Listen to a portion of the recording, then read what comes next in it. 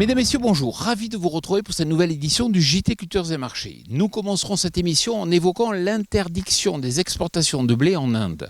Nous ferons le point sur l'amélioration des conditions de culture aux États-Unis qui permettent d'accélérer les semis de maïs.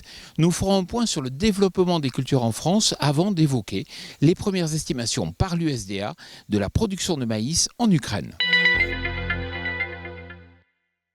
Face aux nombreuses incertitudes, la nervosité a gagné les marchés agricoles et toute nouvelle information entraîne une réaction brutale des cours.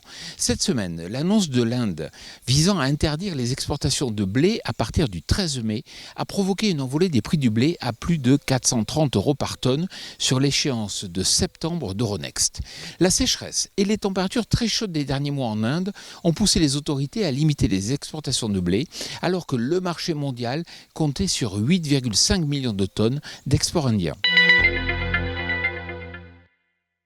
Les conditions plus sèches sur la zone de production de maïs aux États-Unis ont permis la semaine dernière d'accélérer les semis. C'est ainsi qu'au 15 mai, 49% des surfaces étaient emblavées à l'échelle nationale contre 22% la semaine précédente.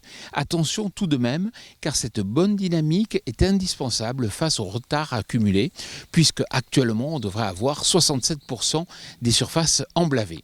La progression des prochaines semaines restera sous surveillance, car de nouvelles précipitations sont attendues. En France, les faibles précipitations des derniers mois et les températures de plus en plus chaudes ont affecté les cultures et notamment l'orge. À cause du déficit hydrique, FranceAgriMer a revu à la baisse les conditions de culture d'orge d'hiver, passant de 86% à 79% des surfaces en bonnes ou excellentes conditions. La situation est similaire pour l'orge brassicole, avec une baisse de 12 points en une semaine pour atteindre 76% des cultures jugées dans un bon état à excellent.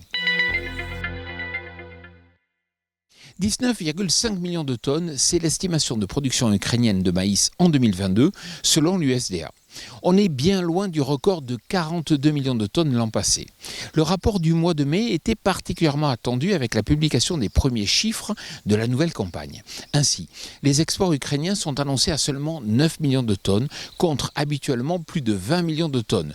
Cela va donc contribuer à maintenir des niveaux de prix historiquement élevés. Voilà, le JT Culture et Marché, c'est terminé. Je vous souhaite bien sûr une excellente semaine.